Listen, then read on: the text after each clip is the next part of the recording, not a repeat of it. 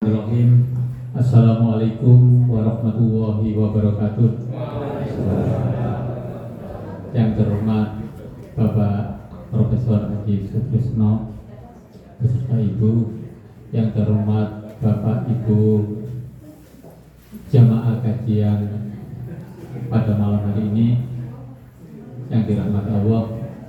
Alhamdulillahirabbil alamin, wassalatu wassalamu asyrofil anbiya'i wal mursalin wa ala alihi wa sahbihi ajma'in, amma ba'd. Asyhadu an la ilaha illallah wa asyhadu anna Muhammadar Rasulullah. Pertama-tama marilah kita panjatkan puji syukur kepada Allah Subhanahu wa taala yang memberikan kita kesempatan, kenikmatan, nikmat iman, nikmat Islam, nikmat sehat, sehingga pada malam hari ini kita dapat hadir di tempat ini.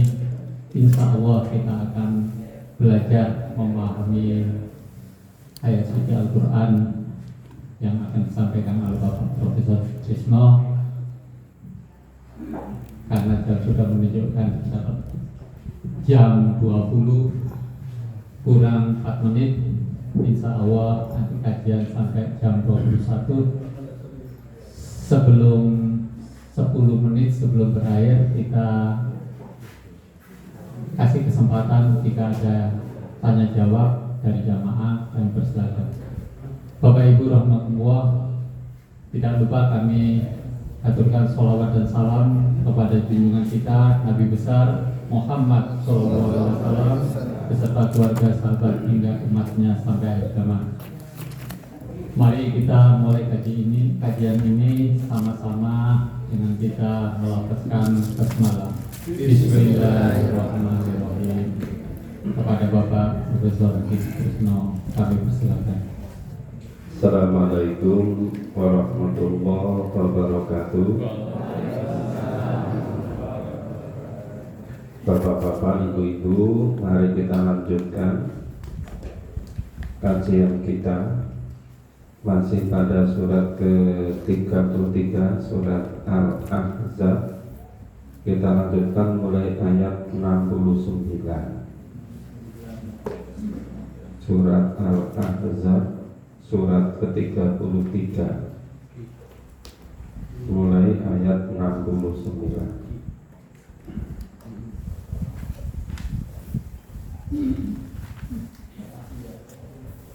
Ya, surat ke-33 Al-Ahzab.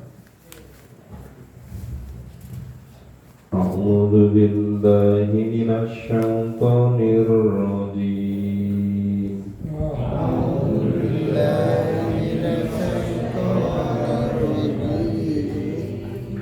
Bismillahirrahmanirrahim.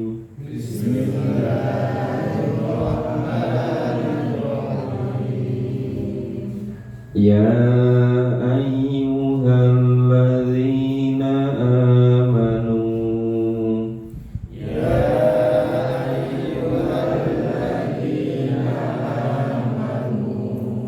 la takunu kalladzina adaw Musa,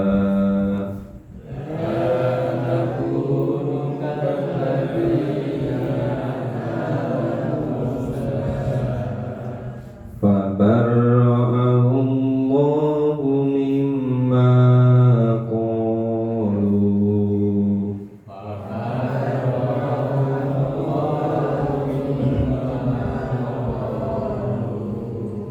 wa kana 'indallahi wajiha.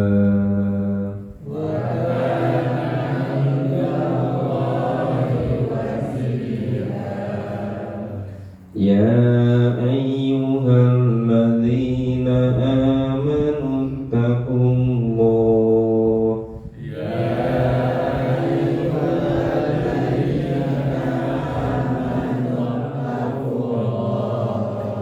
wa qulu qawlan sadida.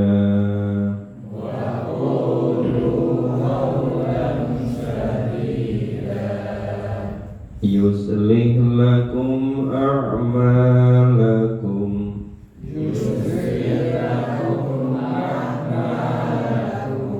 wa yaghfir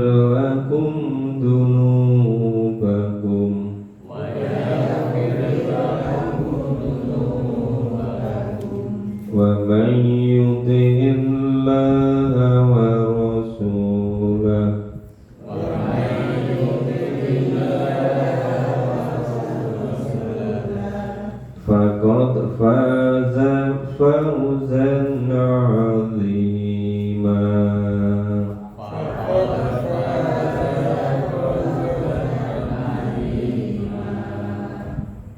Ya, 3 ayat kita pahami dulu. Ya ayyuhalladzina amanu, hei orang-orang yang beriman, la takunu, janganlah kamu semua menjadi seperti kalladzina adzau Musa, yang menyakiti Musa. Adzau, menyakiti. Wala takunu kalladzina adzau Musa, janganlah kamu seperti orang-orang yang menyakiti Musa. Yang menyakiti Musa itu siapa? Ya, ada Fir'aun, ada Korun, ada Haman, dan seluruh tentara-tentaranya. Dan nyakitinya gimana? Ya, dengan perkataan, dengan perbuatan, dengan sikap, dengan macam-macam. Nah, Musa dikatakan katanya tukang sihir, katanya ahli sihir. Padahal Nabi Musa nggak punya sihir, punyanya itu mukjizat. Nah, ketika Fir'aun mengumpulkan ahli-ahli sihir ke Mesir, seluruh Mesir, ketika kalah dengan mukjizatnya Nabi Musa, Fir'aun mengatakan, katanya tukang-tukang sihir itu belajar sihir pada Musa. Kan aneh semua. Kemudian ketika ahli-ahli sihir tadi kalah dengan mukjizat Musa, ketika mengikuti agama Musa, beriman kepada Tuhan Nabi Musa, nah malah disiksa oleh Fir'aun. Yaitu banyak sekali bentuk-bentuk menyakiti Musa. Nah, kita ini dilarang, tidak boleh berlaku seperti orang-orang yang menyakiti Nabi Musa. Ini memang yang diseru khusus orang-orang yang beriman. Orang-orang yang beriman tidak boleh menyakiti seperti orang-orang menyakiti Nabi Musa. Kemudian fabarra'allahu mimma qalu, lalu Allah membersihkan tuduhan-tuduhan yang mereka katakan kepada Musa. Malah ada yang tadi yang katakan Musa itu tukang sihir, gurunya sihir. Malah ada yang katakan katanya Musa itu majnun, gitu kan. Itu semuanya dibersihkan oleh Allah. Maka banyak fabarra'ahullahu mimma qalu wa kana indallahi wajiha, dan dia seorang yang mempunyai kedudukan terhormat di sisi Allah. Di dunia juga terhormat, apalagi di akhirat. Itu ketika Fir'aun dan bala tentaranya tenggelam di Laut Merah, itu kan meninggalkan istana, meninggalkan kebun-kebun, meninggalkan taman-taman, meninggalkan kekayaan mereka kan, karena mereka tenggelam di Laut Merah. Nah, itu kemudian dimanfaatkan oleh Musa dan orang-orang yang beriman. Ya ayyuhalladzina amanu taqullah. Ini juga khusus orang-orang yang beriman. Hei orang-orang yang beriman, bertakwalah kepada Allah. Nah, kita diperintah untuk bertakwa. Padahal bertakwa itu melaksanakan yang dituntunkan Allah dan meninggalkan yang dilarang. Itu semuanya pada Al-Quran dan Sunnah. Maka kalau kita nggak memahami Al-Quran dan As-Sunnah, ya otomatis kita nggak bisa bertakwa. Maka kenapa Allah berfirman, "Dzalikal kitabu la raiba fihi hudal lil muttaqin." Jadi kalau ingin bertakwa, ingin menjadi orang bertakwa, sedang bertakwa, ya harus memahami, mengikuti Al-Quran. Lah kalau ingin bertakwa kok nggak mau memahami Quran, ya nggak akan bisa gitu. Nah, maka sebetulnya perintah Allah untuk bertakwa itu sekaligus perintah untuk memahami apa yang dituntunkan kemudian mengamalkannya. Waqulu qawlan syadida, dan katakanlah perkataan yang syadid, yang benar. Sekarang yang namanya kata benar, kebenaran itu setiap kelompok kok berbeda-beda. Kelompok sana katanya benar, sini benar, suasana benar. Loh, kok kabeh-kabeh benar? Bahkan bertolak belakang pun semua mengatakan benar. Apalagi benar menurut persepsi orang. Nah, itu semakin bermacam-macam lagi. Benar menurut kebanyakan orang, bukan benar menurut Allah dan Rasul. Makanya ini juga sama sebetulnya. Wa qulu qawlan syadida, itu kalau kita tidak mengetahui kebenaran Al-Quran dan Sunnah, kita juga gak akan bisa. Karena kalau benar menurut masing-masing orang, itu berbeda-beda semua. Apalagi zaman sekarang ini. Nah, udah rata-rata tidak mau memahami Quran, tidak mau ngikutin dengan Al-Quran, sehingga sama mengikuti mana yang kira-kira menguntungkan secara duniawi.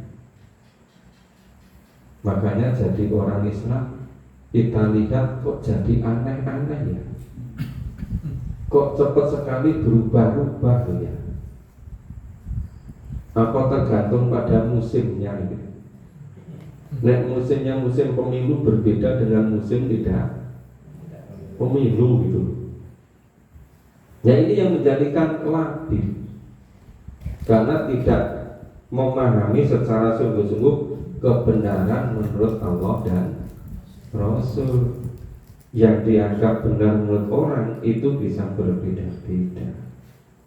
Maka ini ayat 70 ini sebetulnya perintah kepada orang yang beriman itu untuk bertakwa kepada Allah dan untuk berkata yang benar, itu tanpa mengetahui itu Allah dan Rasul nggak bisa melaksanakannya. Yuslih lakum a'malakum, niscaya Allah akan memperbaiki amal-amalmu. Nah tadi syaratnya kan harus bertakwa dan berkata yang benar. Nah dengan sendirinya kalau bertakwa kata benar, nanti akan menjadi baik perbuatannya, amal-amalnya. Wa yaghfir lakum dzunubakum, dan Allah akan mengampuni dosa-dosamu. Wa may yuti'illaha wa rasulahu, dan orang-orang yang mentaati Allah dan Rasulnya. Kira-kira kalau kita ini nggak paham isi Quran, bisa taat kepada Allah nggak? Tidak. Kalau nggak ngerti sunnah Nabi, nggak ngerti hadis, bisa taat pada Rasul nggak? Tidak. Sedangkan Al-Quran hadis berbahasa Arab.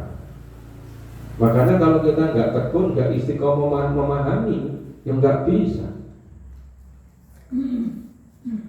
Tadi malam itu saya cerita sama ketua takmir Masjid Al-Munadi, Pak Dr. Kasyar.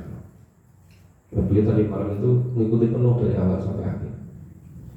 Saya bilang, Pak, saya ditugasi oleh Indonesia dan Majelis untuk bikin pedoman bagaimana para rektor pimpinan perguruan tinggi. Saya susul. Seharusnya kalau sudah bekerja perguruan tinggi Islam itu selama 10 tahun paling enggak yang memahami 50% dari Quran. Itu seandainya sehari itu memahami 1 ayat saja. Nah kalau sudah bekerja selama 20 tahun, ya mestinya paham lah paling enggak 80% atau 90%. Nah tapi kalau bekerja di perguruan tinggi Islam sudah 30 tahun, 35 tahun kok enggak paham Quran. Nah terus gimana ya? Nah, maka saya buat itu hanya dua itu sih.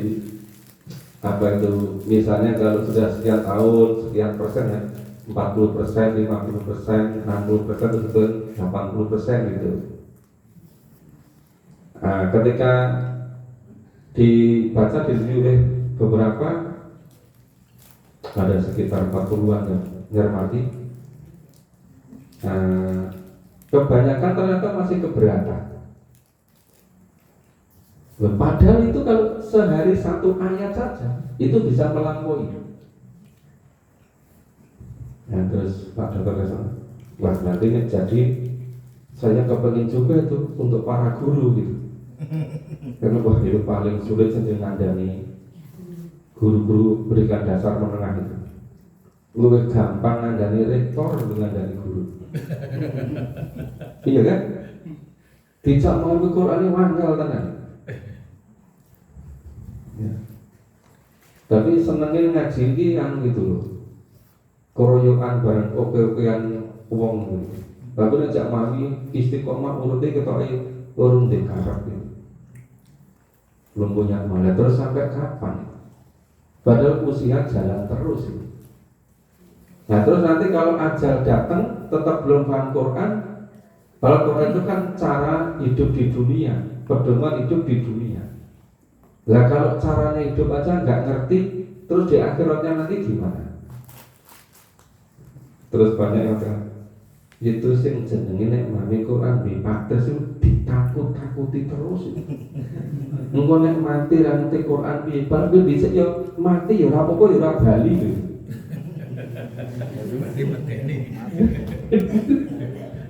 Lah seharusnya kan kita tuh lebih baik dari sebelumnya kan? Mungkin sebelum belum punya kesempatan, bisa jadi kan? Nah sekarang kan memungkinkan. Nah sekarang itu kalau mau lihat TV terus lihat angka-angka kuikon, yo angkanya nggak berubah-ubah sebetulnya kok nggak bosan. Apa nanti panggil terus jadi berubah persentasenya? Enggak juga kan?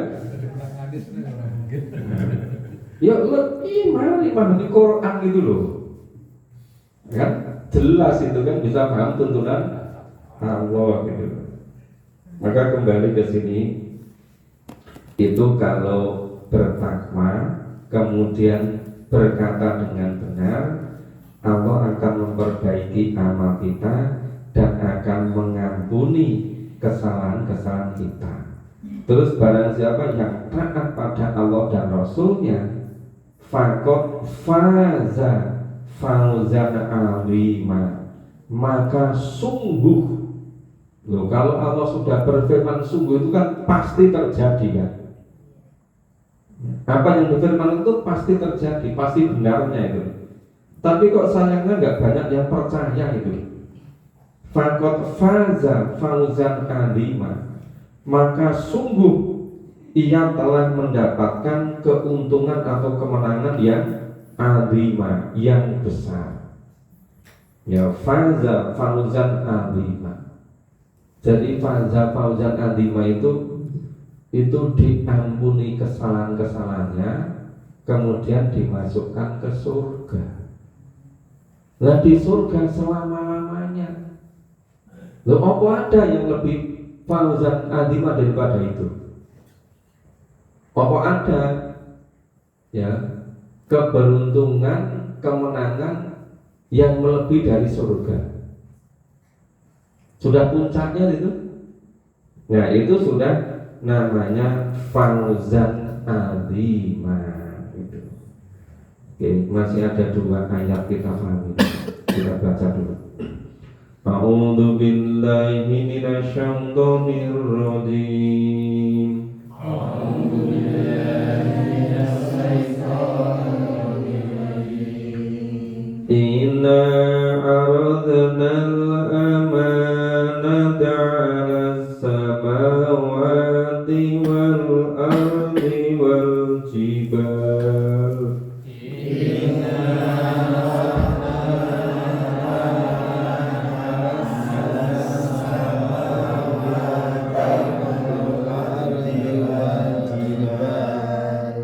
Fa'abaina an yahmilnaha wa asfaqna minha.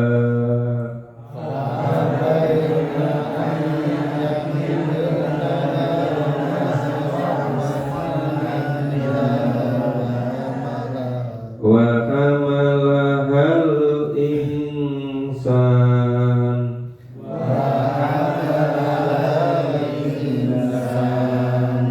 Innahu kana zaluman jahula.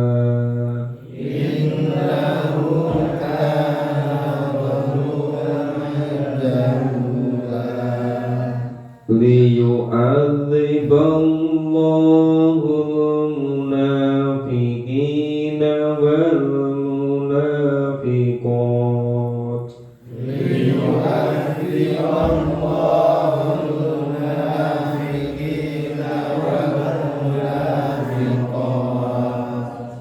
Wal musyrikina wal musyrikat.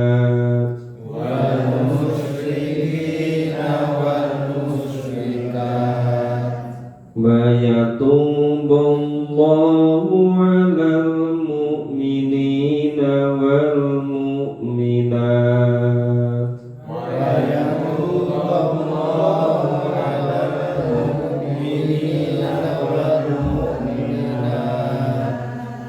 Wa kana Allahu ghafurar rahima.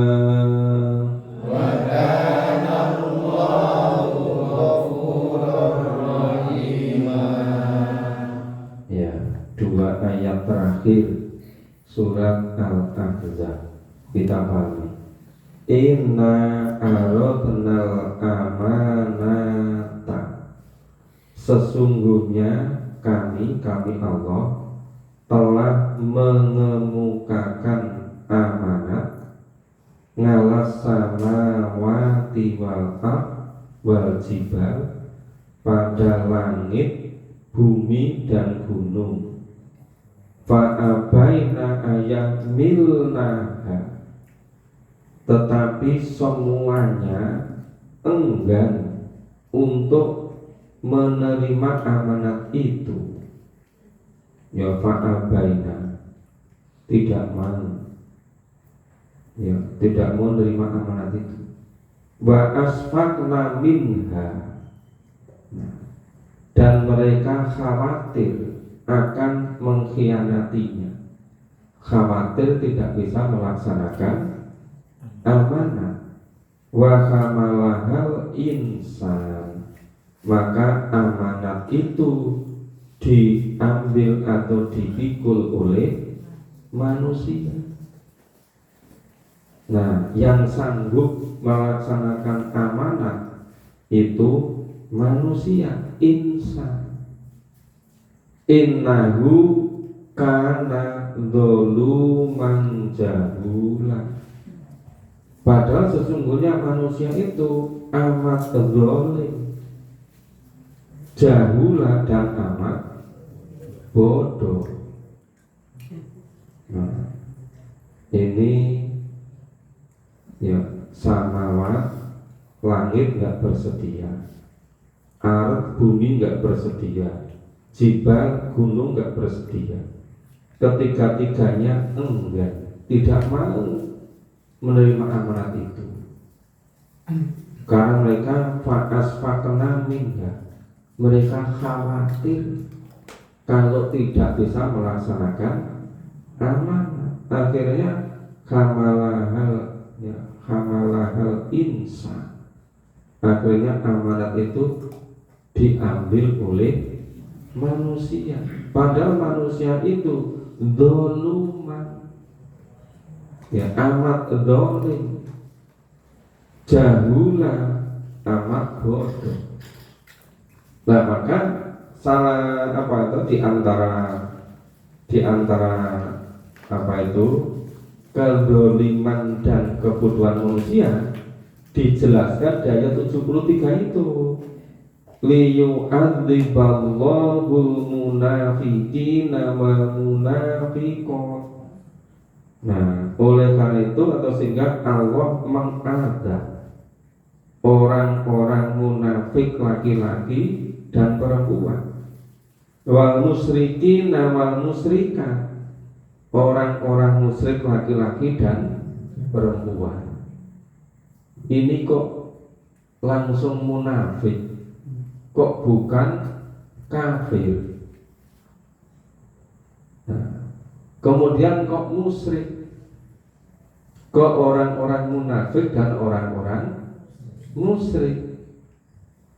Tampaknya kalau orang-orang kafir itu sudah jelas, sudah pasti. Tapi kalau orang-orang munafik itu pancen ngerepoti betul itu. Ya kan? Demikian juga orang-orang musyrik. Maka situ orang-orang yang zaluman jahula itu yang diadab oleh Allah itu orang-orang munafik dan orang-orang musyrik.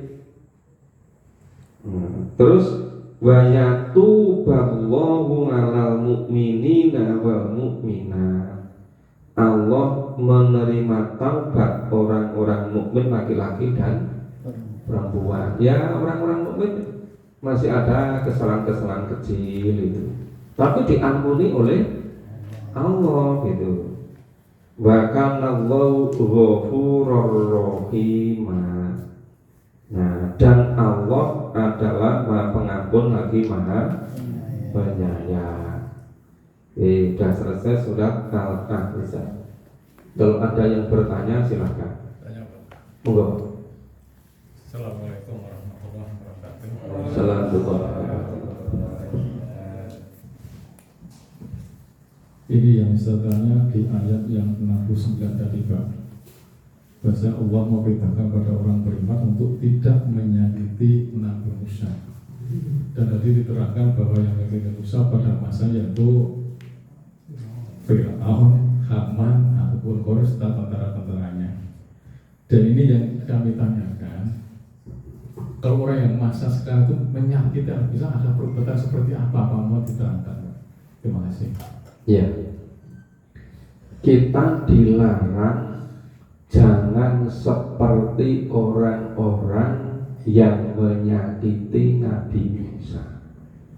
Nabi Musa itu diperintah oleh Allah, dapat tugas dari Allah untuk menyampaikan risalah, yaitu mengesahkan Allah, mentauhidkan Allah, dan ngajak menghambakan diri semata-mata pada Allah. Nah, kalau zaman sekarang misalnya kita ngajak untuk memahami Quran, ngajak mengetahui tuntunan Islam, kemudian orang tidak senangnya nggak berhenti di situ, kemudian berusaha membuat supaya orang-orang itu tidak mau memahami Quran. Jadi yang terkait dengan tugas kenabian, tugas kerasulan. Dan sebetulnya dakwah itu semula kan tugasnya para nabi, para rasul. Nah kemudian pengikut nabi, pengikut rasul memiliki tugas yang sama. Apalagi setelah Nabi Muhammad, tidak ada nabi berikutnya, tidak ada rasul berikutnya. Nah, jadi yang dimaksud jangan menyakiti, jangan seperti orang-orang yang menyakiti Nabi Musa, itu yang menyakiti yang terkait dengan dakwah, terkait dengan fisabilillah gitu. Nah, sekarang kan sudah semakin sulit membedakan, Pak. Orang yang menghina-hinakan tuntunan Allah dan Rasul itu seringkali cepat sekali berubah. Paling nggak ketika mau pemilu loh, Pak. Dan setelah pemilu bisa berubah lagi ya. Nah, seakan-akan itu tidak begitu jelas itu bedanya. Padahal kalau Al-Quran itu sangat jelas bedanya. Quran itu kan sebagai furqan pembeda. Oh ini yang tuntunan Allah, ini yang bukan. Oh ini yang halal, ini yang haram. Kan jelas sekali. Nah, tetapi ketika itu tidak dijadikan pedoman hidup, nggak dijadikan pegangan hidup, nah itu jadi nggak gitu kelihatan bedanya. Seharusnya dimanapun daerah-daerah yang mayoritas beragama Islam, pasti tidak ada lagi atau sangat minim yang namanya ketidakjujuran, yang namanya penipuan, yang namanya mengambil bukan haknya, tidak mau membuat yang bersifat tidak jujur. Nah, tapi sekarang kok malah di daerah-daerah yang Islamnya mayoritas malah juara bertahan kriminalitasnya, malah semakin tinggi tingkat korupsinya, malah katanya juara bertahan nggak ada pesaingnya. Ini jadi gitu terbalik-balik. Ya, itu saya kira salah satu sebabnya. Itu karena belum betul-betul memahami dan berpegang teguh pada tuntunan Allah dan Rasul. Nah, kalau perkiraan saya sudah sering nyampaikan, kita itu umat Islam tidak akan banyak berubahnya selama kita tidak memahami dan berpegang teguh pada Quran dan As-Sunnah. Kalau hanya cara kita ngaji hanya pada umumnya, nggak betul-betul punya kebulatan tekad untuk memahami Quran dan Sunnah sampai tuntas, ya nggak banyak bedanya. Nanti yang bertambah cuma umurnya, Pak, cuma usianya. Ya tahu-tahu sudah dekat dengan ajal, karena tidak punya target, nggak punya kepastian. Itu keinginannya memahami Quran dalam waktu berapa lama, gitu ya. Nah kebanyakan kan nggak punya target begitu, iya kan? Bapak Ibu kalau misalnya terus terang, sebetulnya sebelum dulu ketemu saya punya target nggak memahami Quran? Oh. Iya kan? Nggak ada motivasi nih. Padahal pengajian sudah dari kecil kan? Nah, yaitu maksud saya, yang mengalami perubahan seperti Bapak Ibu itu semakin banyak orang gitu loh. Kan semakin susah semakin banyak pahala. Gak langsung mau nanti pahalanya kurang banyak. Nah, sehingga nanti semakin banyak yang punya kebulatan tekad, nanti misalnya kita bersamai sudah selesai 30 juz, nanti kan terus bisa ganti membersamai yang lain. Nah sekarang seperti Ustadz Sumadi, kemudian ada Ustadz Iksan, ada Pak Guru Budi Sarwanto. Nah, beberapa sudah bisa ganti. Pas saya kesulitan kerepotan ngatur waktunya, ya beliau-beliau sudah bisa meneruskan. Dan nanti kalau semakin banyak lagi yang menginginkan, kan semakin banyak diperlukan lagi. Sehingga ini ya memang dari muktadi menjadi pemula. Karena ya tradisi memahami apa hidup punya cita-cita tujuan memahami Quran tuntas itu memang belum banyak. Ya tentu yang paling banyak dulu diisukan, dikecam, ya mesti saya yang memulai saya. Di mana-mana kan dianggap itu cara beragama model apa? Masa orang Islam kok tidak memahami Quran gitu. Seharusnya yang lucu malah yang sebanyak masa orang Islam kok nggak memahami Quran. Mestinya begitu kan? Tapi kok yang memahami Quran malah yang dibikin isu, kan terbalik-balik kan? Nah, yang terjadi seperti itu sekedar contoh-contoh kecil yang kita dilarang oleh Allah selaku orang yang beriman. Jangan seperti orang-orang yang menyakiti Nabi Musa. Nabi Musa dapat amanah dari Allah, dia jadi Nabi, jadi Rasul, untuk ngancam, beri peringatan kepada Fir'aun, kepada Qarun, kepada Haman dan seterusnya. Yang diajak nggak mau, malah merintangi, malah ngomong yang aneh-aneh. Maka oleh Allah itu perlu semua dibersihkan. Ternyata yang dibersihkan bukan hanya perkataannya, termasuk Qarun, Fir'aunnya ikut dibersihkan dulu, dimusnahkan kan? Sampai meninggal kan? Ya kalau Qarun tenggelam ke perut bumi sampai nggak bisa kembali kan? Makanya kalau zaman sekarang, padahal Qarun itu hidupnya sudah berapa ribu tahun sampai sekarang. Tapi kalau nemu barang di mana-mana katanya kok harta karun itu. Nah itu tempatnya di Mesir ke sana kok bisa sampai di Purwomartanya. Kok nemu katanya ini harta karun ini. Loh, padahal di Mesir ke sana loh. Nah itu mungkin saking kayanya. Ya, saking menyangatkan. Gimana Bapak Ibu, bisa kita lanjut?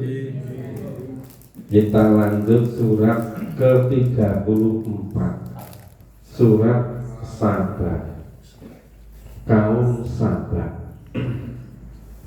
A'udzu billahi minasyaitonir rajim. A'udzu billahi minasyaitonir rajim. Bismillahirrahmanirrahim.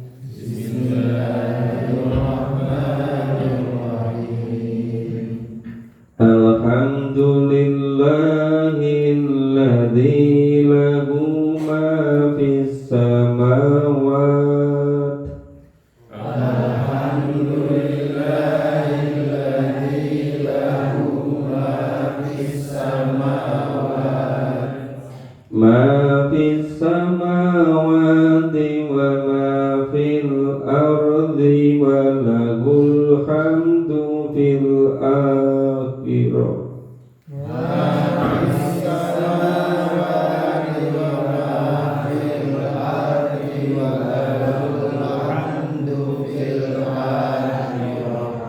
Wa huwal hakimul khabir.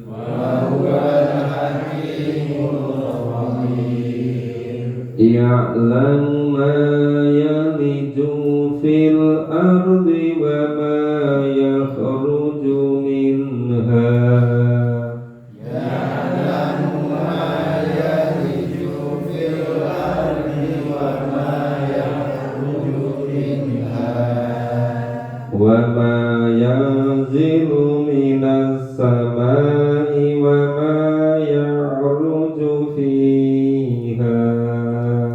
Wa ma yanzilu minas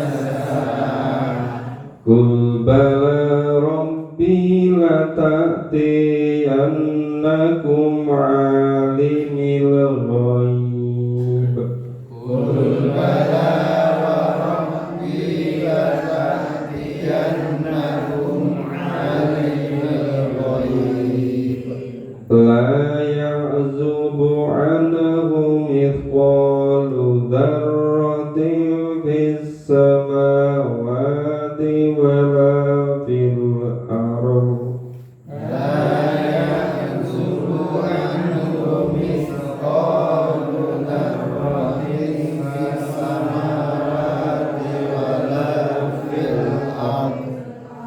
ولا أصغر من ذلك ولا أكبر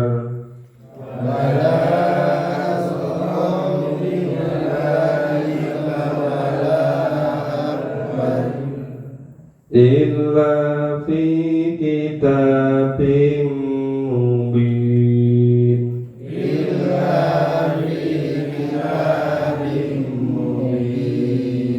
ليجزي الذين آمنوا وعملوا الصالحات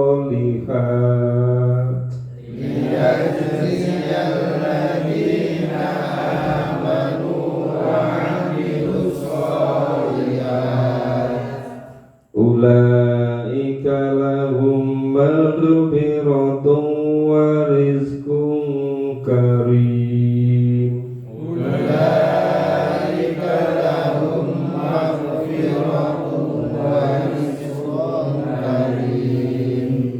والذين سعوا في آياتنا معاجزين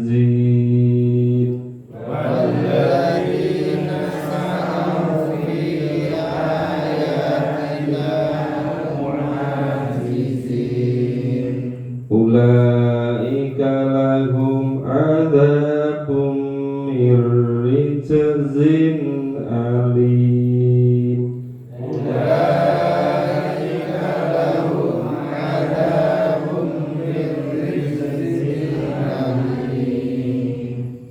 Ya, 5 ayat kita pahami dulu. Alhamdulillahilladzi lahu ma fis samawati wa ma fil ardh. Segala puji bagi Allah yang memiliki semua yang ada di langit dan yang ada di bumi. Walahul hamdu fil akhirah. Dan untuk Allah segala puji di akhirat. Wa huwal hakimul khabir. Dan Allah maha bijaksana lagi maha mengetahui. Jadi biasa di awal surat itu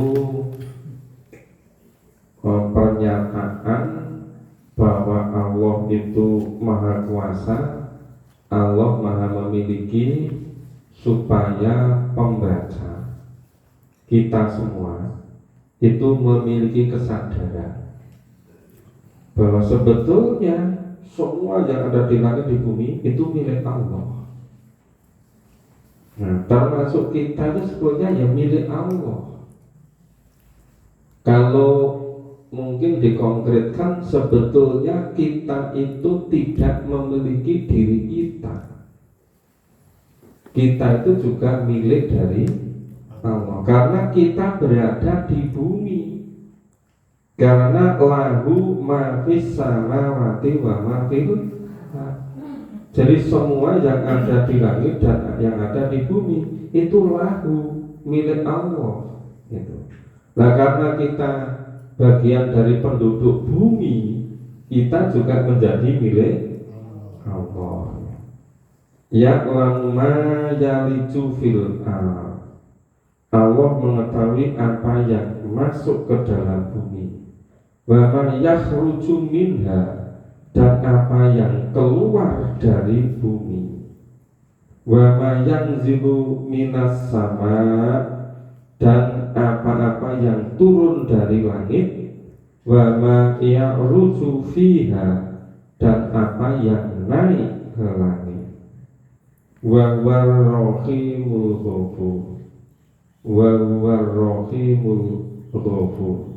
Dan Dia Allah Maha Penyayang lagi Maha Pengampun, Ghafur. Nah, ini kan menekankan lagi bahwa semua yang ada di langit, yang ada di bumi, itu semuanya di bawah pengetahuan Allah. Maka kalau ada ayat yang lebih rinci, itu menyebutkan wa huwa aqrabu min hablil warid, dan dia Allah lebih dekat daripada urat leher kita. Wa huwa ma'akum ainama kuntum, dan Allah beserta kamu dimanapun kamu berada. Karena semua yang ada di langit, yang ada di bumi, itu semuanya tercover oleh Allah, diketahui oleh Allah. Wa qala alladzina kafaru, tapi anehnya orang-orang kafir itu mengatakan la ta'tina sa'ah, ya, hari berbangkit itu tidak akan pernah datang kepadaku. Yang namanya orang kafir yang nggak percaya kalau besok akan ada yaumul sa'ah. Makanya menurut mereka orang kafir itu hari berbangkit tidak akan pernah datang. Kalau mereka meyakini, namanya bukan kafir lagi.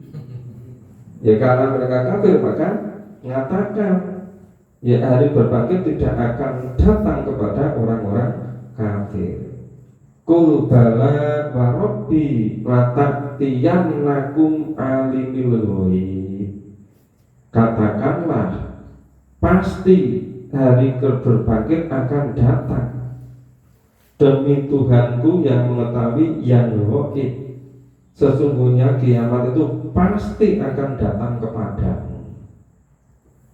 Nah, jadi walaupun orang-orang nggak meyakini, nggak percaya, karena nggak yakin, nggak percaya, maka tidak mau menyiapkan diri. Makanya ketika datang yaumul kiamat betul-betul bingung. Karena apa? Karena nggak yakin. Demikian pula ketika ada siksa kubur, ya kaget karena semula nggak nyiapkan diri. Kenapa nggak nyiapkan diri? Karena nggak percaya. Apalagi ketika besok yaumil ba'ats, dibangkitkan semua, dikumpulkan di mahsyar.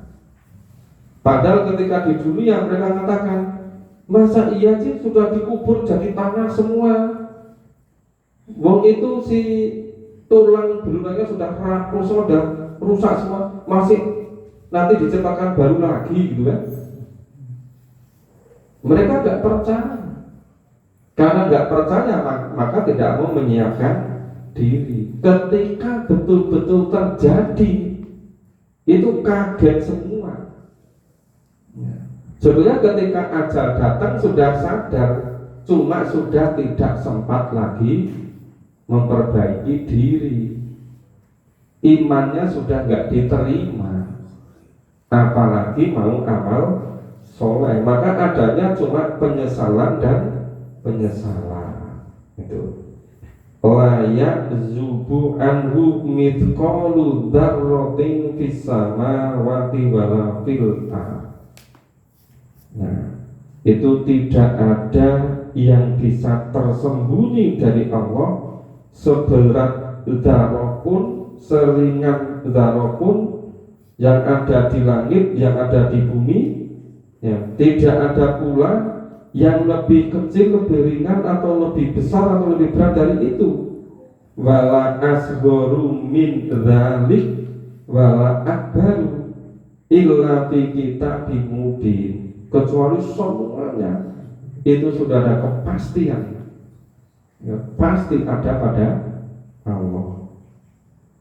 Nah, itu sudah sangat jelas semuanya.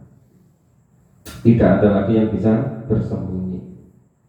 Liyajziyal ladzina amanu wa amilus sholihat, supaya Allah memberi balasan kepada orang-orang yang beriman dan beramal soleh, supaya jelas bedanya antara orang beriman dengan orang kafir, antara orang beriman dengan orang munafik, antara orang beriman dengan orang musyrik. Setelah ada iman baru ada istilah wa amilus sholihah. Kalau tidak ada iman, imannya enggak beres, maka tidak ada amal soleh. Amal soleh itu dihitung sebagai amal soleh setelah ada iman. Maka itu ya alladzina amanu wa amilus sholihah. Orang-orang yang beriman dan beramal soleh, ulaika lahum maghfiratu wa rizqun karim. Siapa itu mereka itu? Mereka itu adalah orang-orang yang baginya ampunan dan rezeki yang mulia. Itu siapa? Orang-orang yang beriman dan beramal soleh. Jadi orang yang tidak percaya adanya hari kebangkit, tidak percaya di kehidupan di akhirat, ya mereka walaupun nggak percaya pasti terjadi. Masalah mereka nggak percaya urusan mereka, tapi firman Allah pasti terjadi, firman Allah pasti benarnya. Masalah orang-orang nggak iman, nggak percaya itu urusan yang lain, tapi pasti akan terjadi. Walladzina sa'au fi ayatina mu'ajizin, dan orang-orang yang berusaha untuk menentang ayat-ayat Allah, ya, mu'ajizin, ya, mereka dapat melemahkannya. Dari ajiz itu melemahkan. Mereka menganggap bisa melemahkan. Dan orang-orang yang berusaha untuk menentang ayat-ayat Allah dengan menganggap mereka dapat melemahkannya. Cuma anggapan mereka loh. Mereka menganggap dapat menggagalkan azab Allah. Ya gak pernah bisa. Ya ulaika lahum adzabun mir rijzin alim. Mereka itulah yang memperoleh azab, ya azab yang pedih. Jadi walaupun berusaha ingin menghindar, ingin menolak, ingin membatalkan, tidak pernah bisa. Tetap lahum ngadabun, bagi mereka adab yang seperti apa? Milik jazin alim, dari adab yang pedih. Bukan adab yang ringan-ringan, tapi adab yang pedih. Nah, ini surat Saba sebagai pendahuluan, ayat 1 sampai ayat 5 sudah selesai. Nah, pada waktu sebentar barangkali ada di antara Bapak Ibu yang mau bertanya, silakan. Silakan Pak. Assalamualaikum warahmatullahi wabarakatuh.